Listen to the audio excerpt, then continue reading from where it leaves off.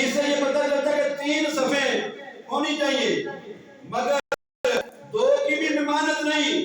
یہ جو آج ہمارے معاشرے میں طاق اور جفت کی معاملہ ہے نا، ہم دیکھتے ہیں کہ صفیں طاق ہونی چاہیے 5 7 11۔ نبی علیہ السلام نے جب نجاشی کا جنازہ پڑھایا تو نبی علیہ السلام نے